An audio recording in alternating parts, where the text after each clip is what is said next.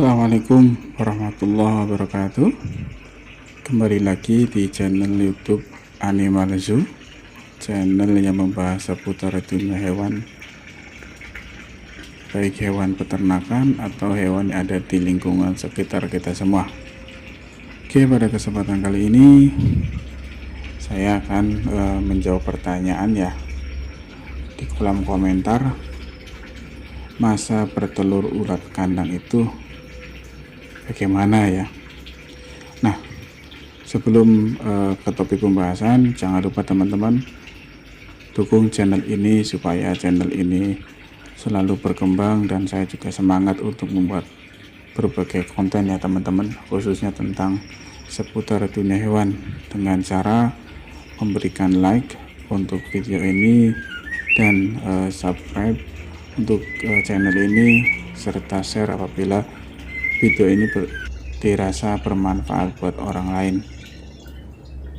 Baik teman-teman, tidak panjang lebar, pada poin pertama saya akan menjelaskan bahwa sebelum kita ketahui masa bertelur, kita juga harus tahu dulu ya teman-teman, sebenarnya kapan sih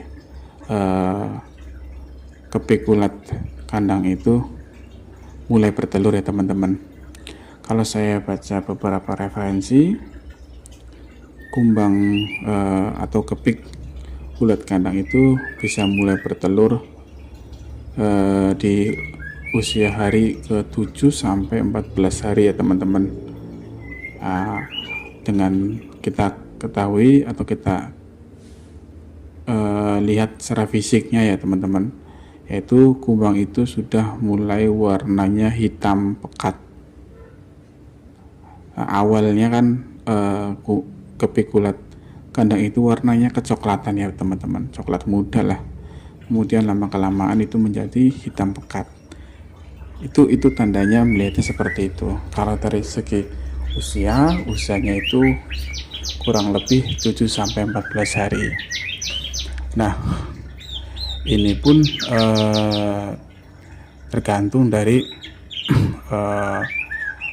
kondisi lingkungan serta pakan yang diberikan ya teman-teman, karena ini juga bisa mempengaruhi tingkat reproduksi dari kumbang itu sendiri.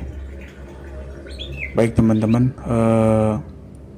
setelah kapan si kumbang itu bertelur, kita harus dia itu berapa lama sih masa telurnya gitu, masa bertelurnya lah, kekuatannya itu berapa lama gitu ya.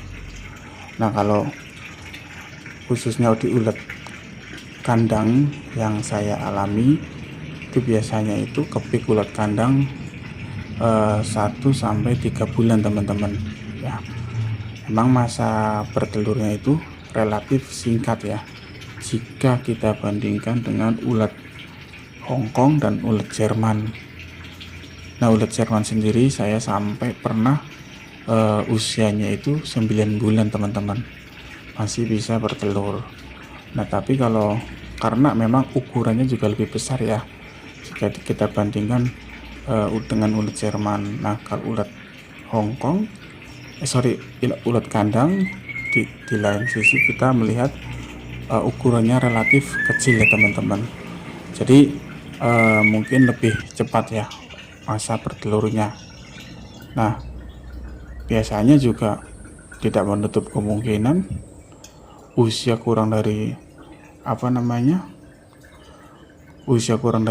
bulan juga banyak yang sudah tidak bertelur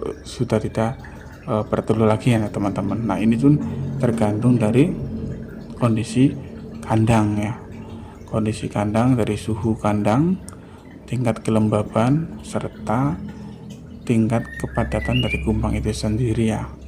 Nah, karena kalau kepadatannya terlalu tinggi pun di lain pihak pemberian pakannya kita kurang, nah itu pun menjadi faktor penentu teman-teman. Nah, secara tidak langsung tingkat reproduksinya pun akan menurun teman-teman. Nah, itu perlu diperhatikan oleh teman-teman ya, bahwa kita juga harus memperhatikan keempat faktor ya, suhu kandang, pakan yang cukup, kemudian kelembaban, serta kepadatan dari kumbang itu sendiri. Nah, itu untuk membantu menentukan lama proses masa bertelurnya dari bebek ulat kandang. Nah, kemudian kapan sih telur ulat kandang itu menetas ya? Nah, setiap hari kan dengan total ratusan ekor atau bahkan ribuan ekor di satu kotak itu tiap hari kan kawin terus ya teman-teman. Nah, tiap hari kawin terus juga akan bertelur ya teman-teman. Nah, terus kapan menetasnya? Menetasnya setelah hari pertama bertelur. Biasanya ya kalau saya baca di referensi itu 4-7 hari teman-teman ya. Jika kondisi suhunya hangat ya teman-teman, itu akan lebih cepat untuk menetas. Nah, kalau misalkan kondisinya dingin ya lebih dari itu teman-teman. Nah, biasanya di sini saya pun masa panen atau masa sortir itu dengan memindahkan indukan ulat kandang ke kotak media yang baru, itu rentang usianya ya teman-teman 10-14 hari teman-teman. Nah, ini tujuannya yaitu supaya ketika proses pemanenan sortir ukurannya itu masih sama rata ya, atau tidak terlalu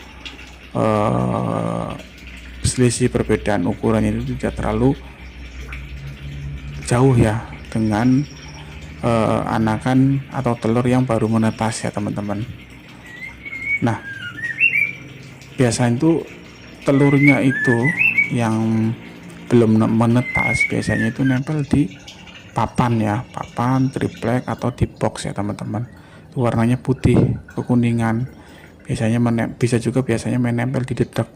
Namun saya itu biasanya untuk mengantisipasi menempel di box atau nampan, saya tuh dikasih itu teman-teman bonggol jagung supaya telurnya itu nempelnya itu di bonggol jagung teman-teman.